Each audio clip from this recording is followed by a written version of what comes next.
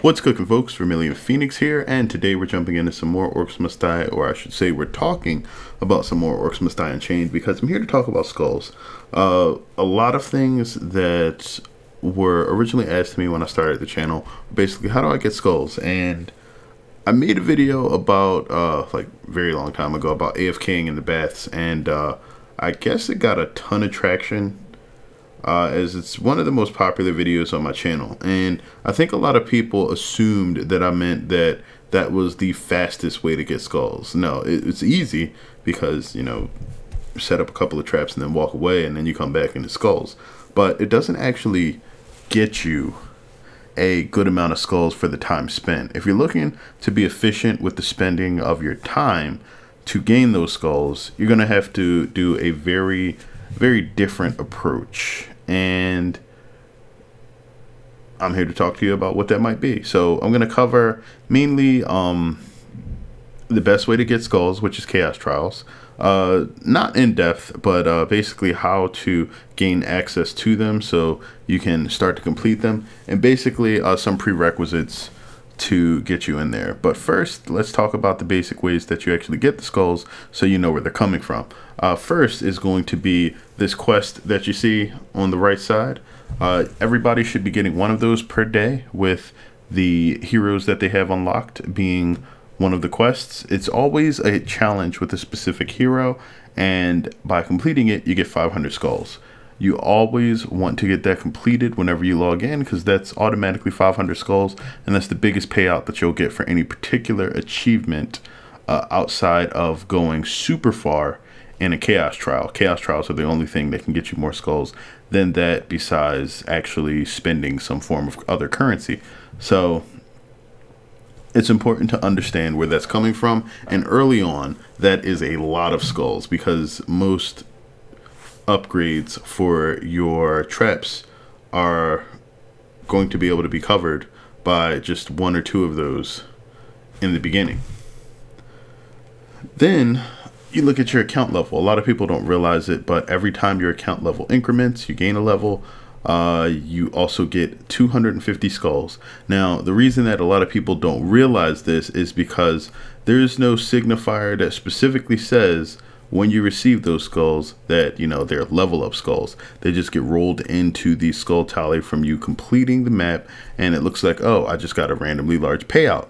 So they're actually from your level up.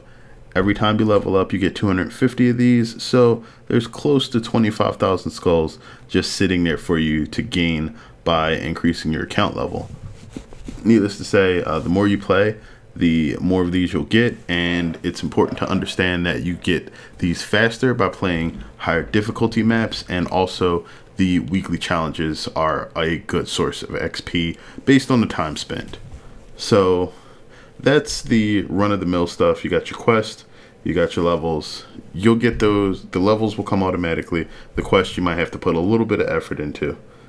But outside of that specifically, you have the ability to, once you unlock a significant amount of chests and get any of your traps up to tier 7, you'll get into the premium shop. Now, you only need a single tier 7 trap to get in here. That will most likely wind up being some form of common trap, like the floor spikes, or the what else is common? The regular tar trap, something like that. You get it up to tier 7, you immediately get access to this, because then you can start earning gibs or jibs. Pretty sure it's jibs because it's short for giblets, but you get the jibs, and you're able to purchase a whole bunch of cosmetic stuff. But what we're really interested in is these two chests at the top and these keys at the bottom. So the chest costs 4,000, and the thing is, they don't usually return jibs until you're much further along in your acquisition of stuff in the game. So generally, they're going to give you either some parts, which are pretty rare, or some rare and epic traps, which are also pretty rare. You'll want to choose these based on what you're looking for in your particular arsenal. Obviously, parts become more important as you're able to level up more traps, but for either of those, you're going to need to have accumulated a significant amount of skulls first. Either way, purchasing either of these will get you 1,000 skulls off the bat. So if you accumulate a significant amount of jibs, just go ahead and drop them into the chests. You can get a ton of skulls, level up some traps, and then you know, use those skulls to further level the traps. But then we get down here and it's like, okay, let's say I don't have a ton of jibs, I'm not accumulating a huge amount of them, and I really need to get more chests rather than just a single chance at some parts. You want to come down here and you want to grab yourself one of these Chaos Trial keys. Now, Chaos Trial keys can be purchased either via jibs in the premium shop, or if you have not made it that far first, you can purchase them via your gold in the consumables. So the cost of any one of these keys is 50% more than what you will cost, or what it will cost you to purchase a chest. So you only need to clear 2 ranks in any Chaos Trial key for it to essentially have made its worth back. But in addition to that, you also make a few skulls, and that actually gets super lucrative really quick, because each tier that you complete gets you an increased amount of skulls. Just so you are aware, if you completely clear an apprentice key, you get 1,950 skulls. Double that for War Mage, triple that for Master, and 4 times that in Rift Lord, for a total in Rift Lord of about 7,800 skulls. That's enough to just go ahead and max out a trap from tier 1 all the way to 7. So regardless of the fact that you're going to get a ton of skulls, you also get 5 items in Rift Lord, 4 in Master, 3 in War Mage, and 2 in Apprentice for each tier that you complete. So you're going to come out with a ton of traps, a good amount of skulls, and should you manage to actually have tier 7 any of the traps that you receive, you get jibs, and they basically go back into the premium shop. You buy what you want from there, and the cycle continues.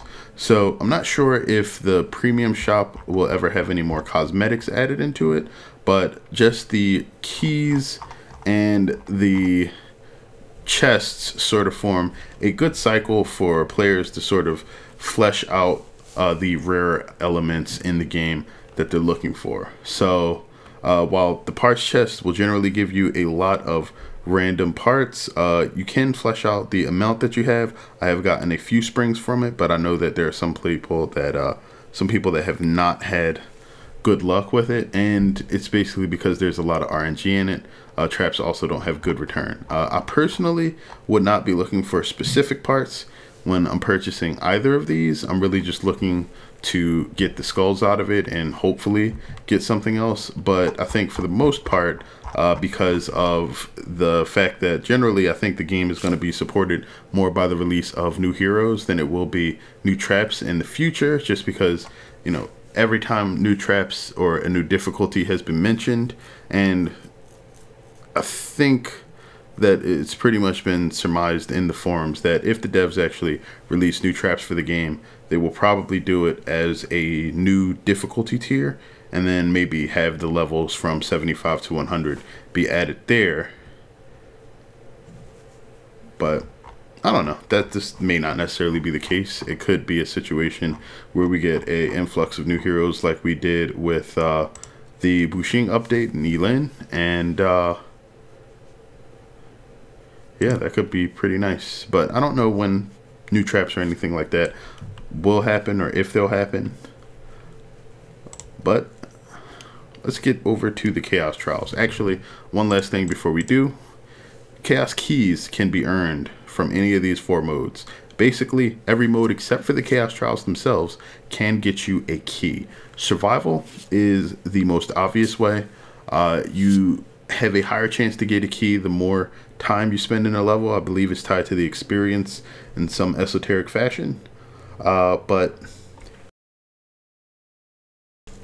when playing Sabotage or the Weekly Challenge, you will get a key based on the level that you are at for your account. So if you're in the weekly challenge, let's say you're level 22, you should be in master. You will receive a master key from weekly challenges. It's basically the same as the chests.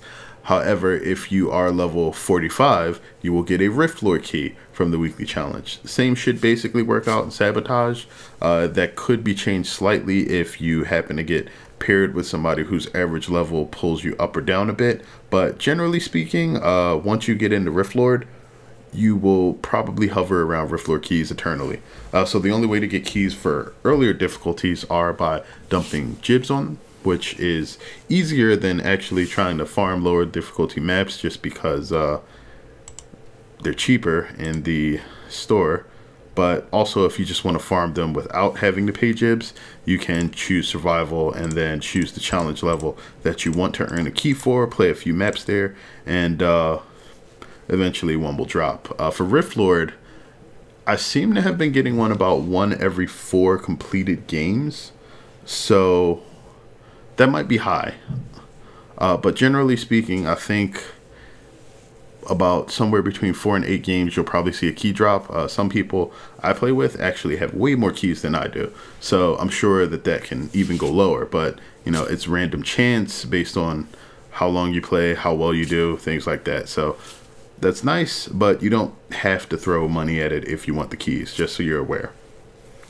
Then we get into the keys themselves. Now, like I said before, the only thing that you really need to do to be lucrative for the keys is just win 2 matches. Like, they're worth more than just about anything else in the game. And that's part of the reason why the daily logins, which will get you pretty much everything in the game, chests, skulls, gold, and chaos keys, this is the rarest item in there. Now, one of the things that I will eventually get into when I'm doing chaos trials, like for actual gameplay videos, is what I'm going to be doing. Well, I am rambling now, sorry. But what I'm going to be doing is these modifiers are randomly going to show up on the keys. Each key has a max of about 15, I believe. And once you reach that point, you can't get anything else on the key. So